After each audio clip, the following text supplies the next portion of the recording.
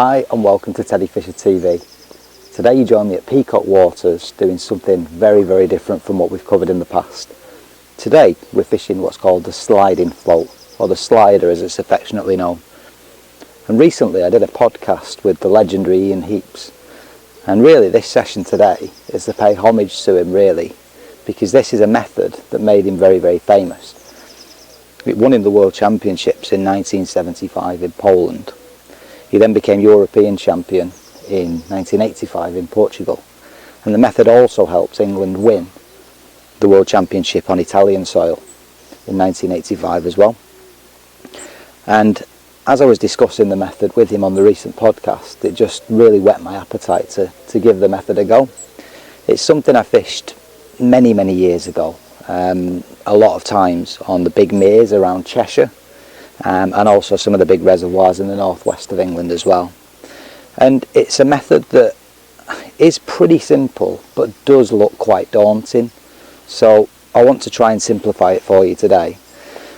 This is Peacock Waters, and this venue lends itself superbly to this method because of the depth. It's around 25 feet deep in the middle, and we've done some sessions here in the past, but certainly not fishing this tactic. It's a little bit challenging because of the slope. It slopes pretty sort of quickly down to the middle of the lake, so we've got to find a place where we're comfortable, and that's where the rig comes into play and helps you read where you're fishing on the bottom. So let's have a little look at the tactics that we employ. Now the clue is in the name, the sliding float. Because of the depth, I'm fishing about 13 foot of water. It would be impossible for me to fish a fixed waggler because I'd have no line between the end of the rod and the float to cast out. It's a 13 foot waggler rod. I'm using 4-pound line with a size 16 Drennan carp maggot hook and a 3.5-pound hook length, and although it seems quite strong and a little bit beefy, there's a lot of big fish in this lake. It lends itself perfectly because there's so many different species in here. And the way the tactic works is we have a telltale shot, which in this instance is 2 number 1s. We could have a BB, but 2 number 1s are a little bit tidier. Going up about 3 foot to a bulk of 3 AAA, and those weights are going to help pull the line through the sliding float, and the float will slide up the line, as the name suggests, and be stopped by what's called a stop knot. So if I just bring the waggler down to where we are, I've just got a number 6 shot that the float sits on to help aid casting. If I had the waggler sat on top of the bulk, it gets a little bit messy and has potential to tangle. Now this float takes 7 BB, so about 3.5 AAA. But it's semi-loaded as well, and that's really important because when you're casting you want the float to follow the shot. And what's really important with this waggler as well is that we've got 2 different colours. So we've got the orange tip, which is what we're going to be watching for bite indication, but it's also got a little black and fluorescent yellow tip, which is going to aid me in seeing where my shot is in relation to the bottom of the lake. So those shot will pull the line through the waggler. It's important that you use a waggler that's loaded but also has a swivel at the bottom, because that float's going to be twisting and turning as those bulk shot are pulling through the water. And the float will then slide up, and I have a little bead just behind it as well to aid the stop knot. So the weight pulls through the eye of the float, it travels up and up and up until it hits the stop knot just there. Now if those 2 number 1 droppers are on the bottom, then on the float itself we will see the yellow bit because they're not registering on the float, they're sat on the bottom. However, if they're off the bottom, then the float will dot right down just so the tip's showing. So that tells me that those 2 number 1 droppers are off the bottom.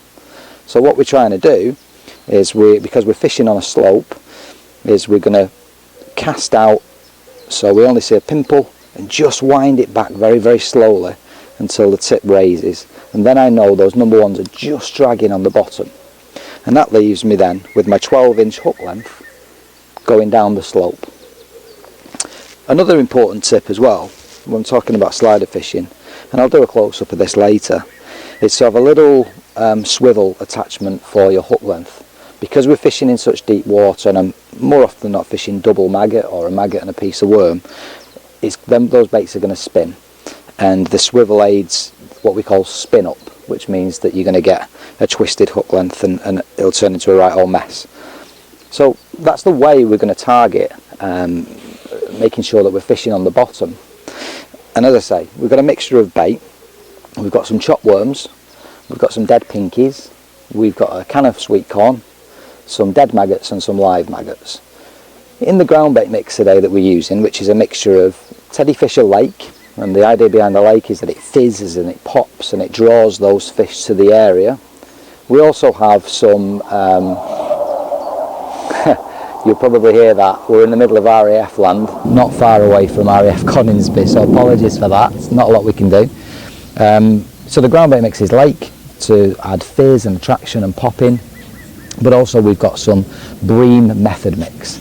Now that bream method mix is very sticky and very tacky, and the idea of approaching this swim is we're going to start the session with 2 hard balls of that mix, and in that mix we've put those dead pinkies, chopped worms and some sweet corn, and also the addition of some Teddy Fisher bream crumble, which gives a genuine alternative to micro pellets, so something for the fish to home in on and pick off.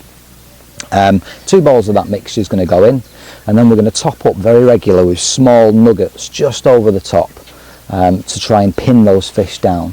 The idea is those little balls will break up and fizz and pop so mid-water, and then the idea is the fish will see those 2 balls breaking down nice and hard on the bottom, and then they'll zone in on it. I will feed some maggots over the top, just again to try and attract silverfish and anything that's swimming in the layers in the area, and then hopefully they'll see that fizzing and popping on the bottom, and then they'll shoot down and join the rest of the fish. So that's essentially as simple as it is.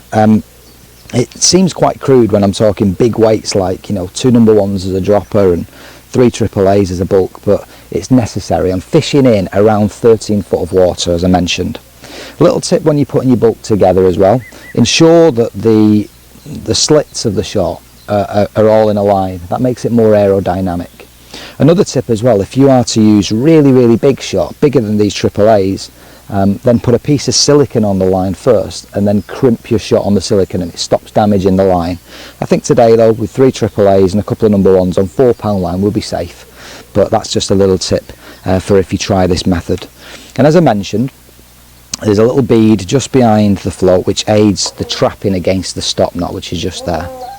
Another final tip with the stop knot, and I'll show you a picture of how to tie the stop knot, it's very simple, is when you find your depth, just mark your line above the stop knot with a little black marker pen, and strangely enough that stops the knot slipping upwards.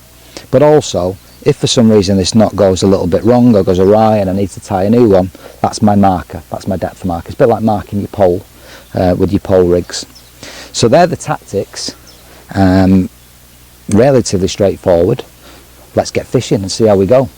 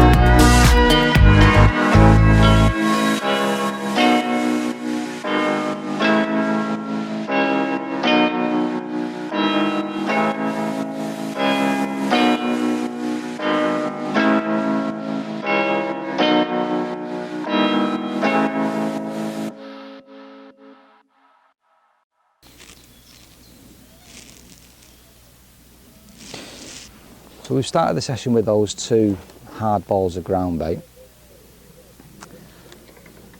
And you can hear that stop knot going through the rings of the rod. Just a little punch. I'm fishing at about 14 metres. Now that bulk shot's going through and dropping down, the float's hit the stop knot, the bulk has registered, and those 2 number 1s are now taking up as well. And I can see that the float has dotted itself right the way down. So that means those 2 number 1s are off the bottom. So what I do, just tighten up, the float's now settled, just give it a couple of winds back,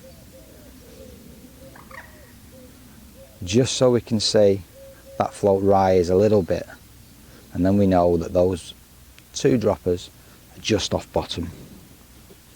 And there we go, we're fishing. So as I mentioned, that mixture of ground bait, just little nuggets of sticky ground bait, so it goes down at least half depth and then starts breaking down just like a walnut size, and we're just going to throw them over the top of the float just there. Now, as I say, we are fishing on a slope, and one of the reasons why I use an active mix like lake is because it fizzes, it pops, and I can see where the bait's landed, and that's what we want. And as I mentioned, ping a few maggots over the top just to sort of try and draw fish into the area. It's a wonderful method, and the big benefit of this is that you're direct to the hook, because of course when you're striking through the eye of the float directly to the hook and the bulk, whereas if it was a fixed waggler, you're striking into the weights that are around the float, if that makes sense. So this is a very direct method, and it's one of the benefits over fishing a swim feeder as an example.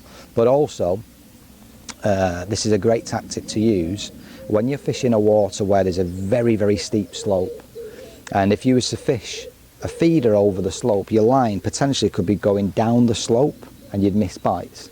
So with the slider you can fish beyond the slope, beyond a drop off, and you'd be very sort of direct. Oh, it's a bite, decent fish. This feels heavy. Feels like a bream again. And it's great when you see that float pop up.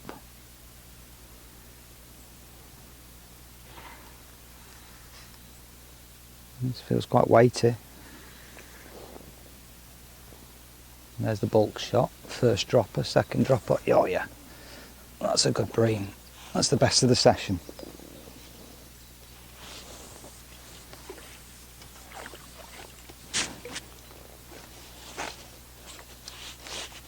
Yes, that's a lovely bream. Let's get the hook out and see if we can show him to you. And these are what we were hoping for. You see that? Lovely looking fish. Pop him in the net.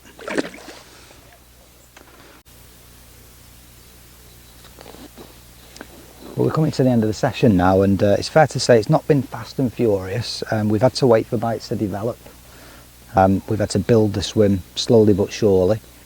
I've had several good sized bream, a nice hybrid, a couple of roach, a couple of small perch, chopped worm in the ground bait has attracted a bit of all sorts really. So a worm and a red maggot on the hook has been the best hook bait.